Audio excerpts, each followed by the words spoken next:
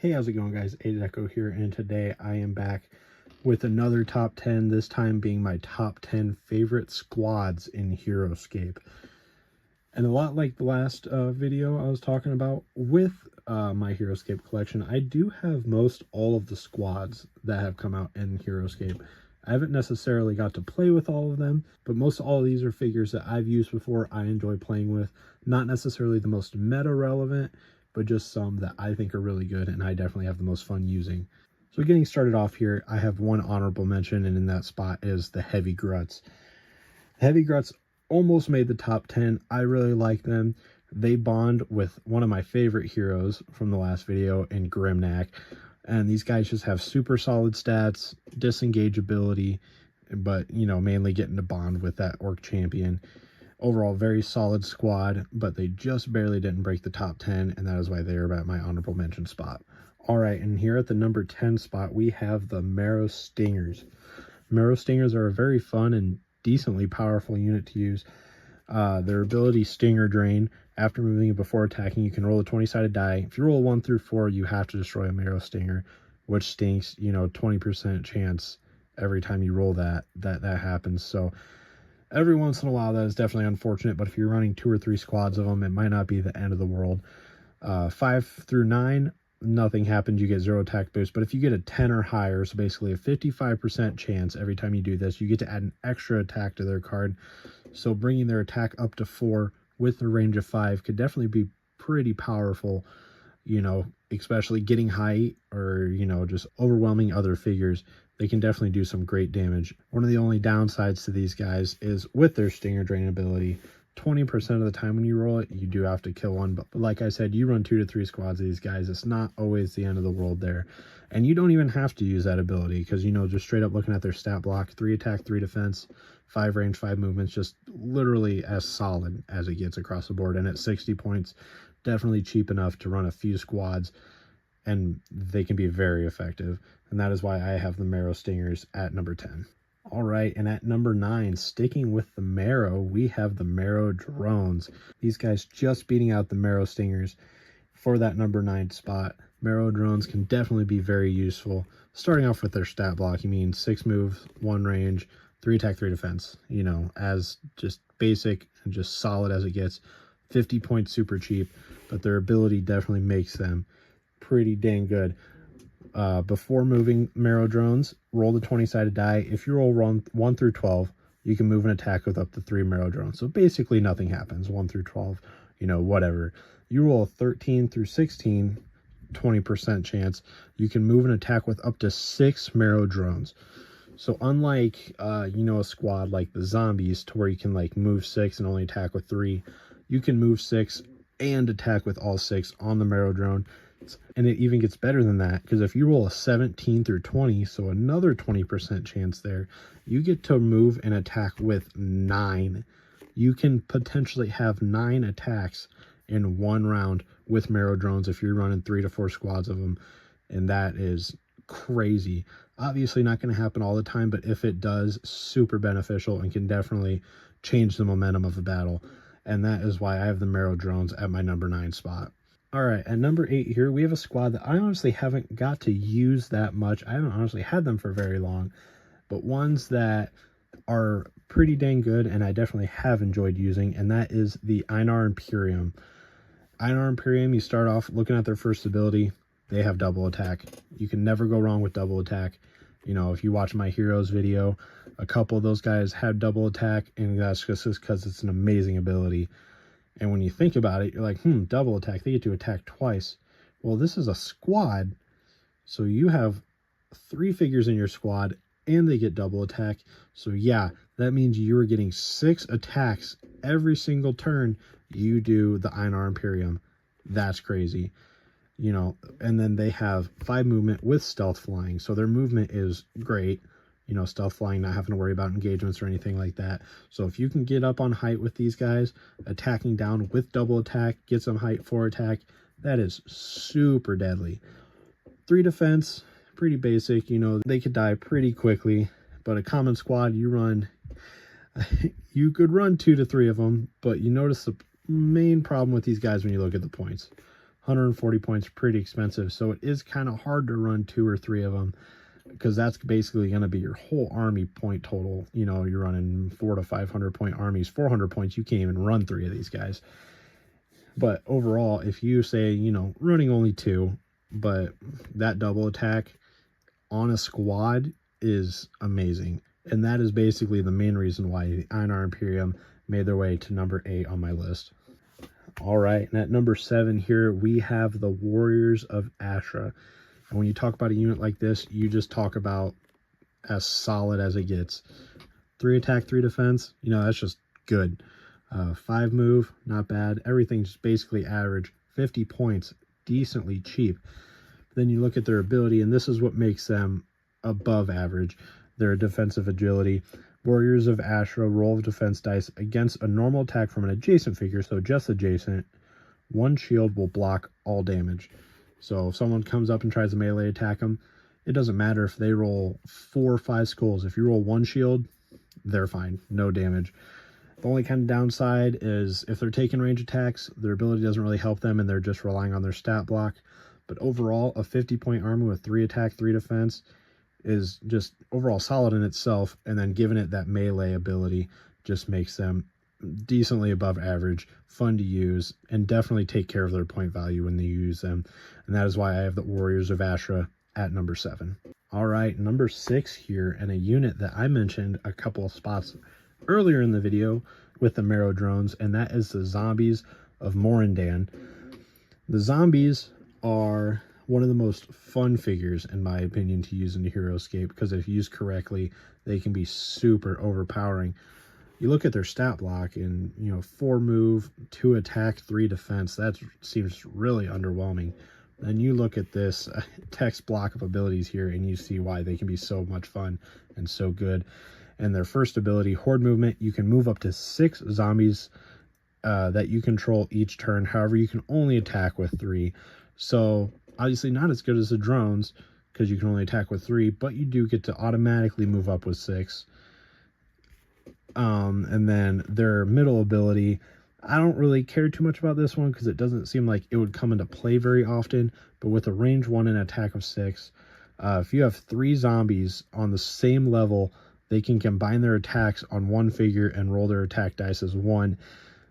And then they all must be engaged, the targeted figure. So seemingly not going to happen very often, kind of a rare circumstance. But, I mean, if it does come into play, it could definitely be useful. But their main thing about them and what makes them so fun is their last ability here, Zombies Rise Again.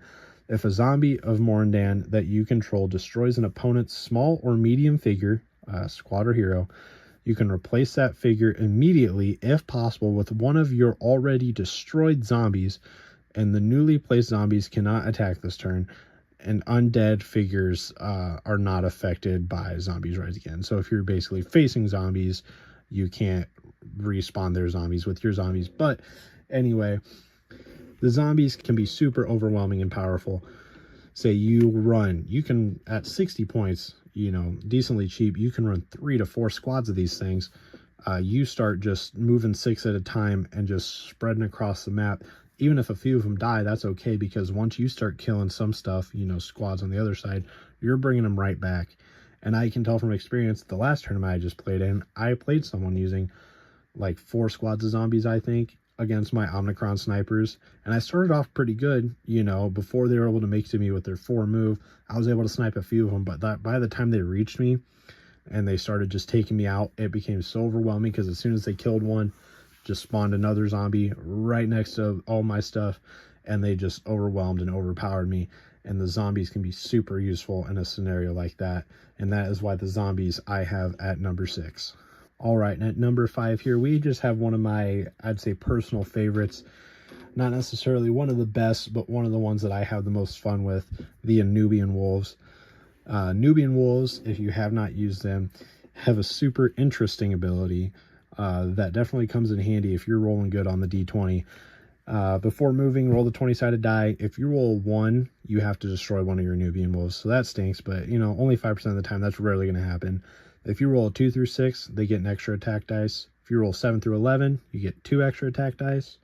12 through 15, you get 3 extra attack dice. 16 through 19, 4 extra attack dice. And then if you roll a 20, these guys get 8 extra attack dice. So on the turn, before moving with them, if you roll a 20, these guys are going to start running around with 9 attack that turn, which super rare, but would be crazy. But even if you get, you know, a 12 or higher, you know, if you roll 12 through 15, you're running around with 4 attack, which is just super solid. Their defense stat of 4, you know, pretty decent, above average, you know, gives them a good chance to survive for a little bit. 75 points, decently cheap. So with it being a common squad, you could run 2 to 3 of them comfortably. But overall, the Nubian Wolves are definitely just super fun if you are able to get a good D20 roll before the start of the turn, because you can start running around and definitely do some damage. And that is why I have the Nubian Wolves at number 5. Alrighty, at number 4 here we have the Phantom Knights. Phantom Knights are one of the most, I would say, intimidating squads in Heroscape because of their abilities and what you're able to do with them.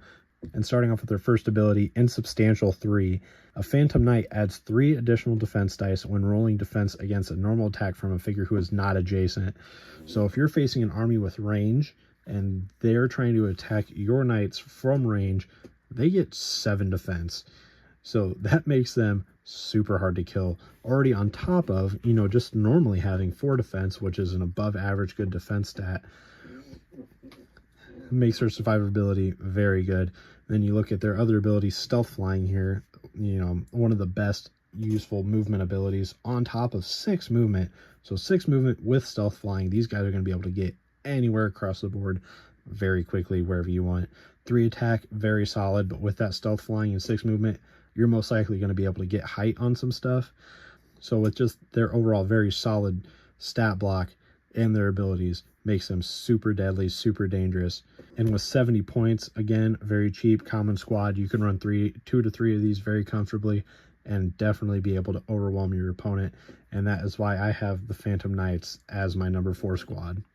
Alrighty, we are in the top 3 now, and starting in the top 3, we have a unit that honestly I haven't got to use too much, but one that when I have used, have been very good and very fun to use, and that is the Tagawa Samurai at number 3. And starting off by looking at their ability blocks, if you've used Samurai before, you know there's a very common ability for them, Counter Strike. When rolling defense dice against a normal attack from an adjacent figure, if you roll excess shields on top of what they attack, that goes back at them for damage. So for example, if you don't know, if someone's attacking one of these samurai and they roll 1 attack dice, and you, in your 5 defense, if you roll 3 shields, they take 2 wounds back at them. So a very good ability, considering that they have 5 defense, which is very, very good. And then you look at their other ability here, Bloodlust. For every opponent's figure a Tagawa Samurai destroys, you can place a purple experience marker on this card. When attacking with the samurai, you can roll an additional attack dice for each experience marker on this card for a maximum of 3.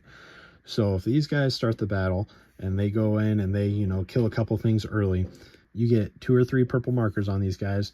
They're going to get an attack boost. So if you end up killing 3 every time you attack with these guys, they are going to have 6 attack with 5 defense, 6 movement, which just makes their stat block very good, and which makes their 120 points a lot more viable and a lot more willing to handle. Sadly, these guys are only a unique squad, so you can only run 1 of them. They would be super good if you could run 2, especially with their Bloodlust ability. But overall, you get these guys moving, you get a kill or 2 off, they become very powerful and very fun to use, and that is why I have the Tagawa Samurai at my number 3 spot. All right, and at my number 2 spot here, we are going all the way back to the first Master set with, unsurprisingly, the Krav Maga Agents. One of just overall the most commonly known best squads in Heroscape. Their ability, their single ability here, Stealth Dodge. When a Krav Maga agent rolls defense dice against an attacking figure who is not adjacent, so anything from range, they roll 1 shield, that blocks all damage. So like with the Warriors of Ashra, if they're attacking from an adjacent figure, 1 shield blocks all. This is basically the opposite if you were getting attacked from range. But what's good about them is that they have 6 movement, so a little above average speed there, and 7 range. So you're able to keep these guys back and shoot from far away, keep them away from, you know, opponents' adjacent attack and stuff like that, with 3 attack, which is very solid with range units, especially if you can get height on them, and then keeping them far back. Even if your opponent is able to get with them with, you know, ranged units, their ability helps keep them alive. So they have good survivability, good range, very good attack, and they're just overall just a very, very good unit to use. Sadly, again, a unique squad, so you can only run one of them. It wouldn't be too busted to be able to run, like, you know, 2 or 3 squads of them, because at 100 points, you know, I feel like that is a very fair price point for them. But overall, you know, if you've ever used these guys, you know how good they can be, especially if used right. And that is why I have the Krav Maga at my number 2 spot. All right, here we are. Number 1. My number 1 favorite squad in Heroscape. It's been my number 1 forever, and it'll probably be my number 1 until I stop playing Heroscape, which hopefully is never. But these will always probably be my favorite units in general, squad or hero in Heroscape, and that is the Minions of Utgar. Minions of Utgar are one of the most overwhelming and just powerful units that I've ever used. I've used them in tournaments, faced them in tournaments. They are just so good. Looking at their abilities, their first one, Utgar's Orders. Instead of taking a turn with the Minions of Utgar, you can take a turn with any Kyrie warrior you control who follows Utgar. So basically, any of the Kiri who help bond with the minions, you know, you got Lovi Attack, you got Taylord, you have the Raylan from the new Age of Annihilation Master set. I personally I like using Lovi Attack and Taylord when running with minions. You know, try to give them that attack boost, and then, you know, Lovi Attack's aura boost with her ability. But so with that first ability, you're able to, you know, take a turn with them. So basically meaning if you're running an army with just minions and those heroes, you can just keep all order markers on the Minions of Utgar, so you don't even have to, you know, worry about that as long as they're staying alive. Then you have the ability that makes them so freaking good, and that is Deadly Strike. If you watch my Heroes video, you saw Lovi Attack also have Deadly Strike. Basically, when rolling attack dice, every skull is doubled. So with 2 attack dice, you roll, you get 2 skulls. That's 4 hits on them. And then they also have flying with 4 move. So a little slow, but with flying kind of helps make up for it, because if you're able to get height on something and you're rolling 3 attack dice, if you're rolling 2 to 3 skulls, you're killing almost any squad figure you want, and you're doing some heavy damage on some heroes. My experience with these guys, I have been able to one-shot 5 to 6 life heroes. You know, if you get height, and then if you're running Taylord, who gives them an attack boost if they're in range, you know, you roll 4 dice. I've had times where I rolled all 4 skulls and just completely wiped out some of the best heroes on the field. And then the thing that just brings them over the top, and I'll never understand why it's so high, is their defense stat. They have 6 defense dice. 6. Not 3, not 4, which would be understandable. They have 6. So not only are they hitting super hard in the right circumstances, you know, with height, or, you know, even just straight up 2 attack dice, you roll 2 skulls, that's still very good. But then trying to kill them is such a pain.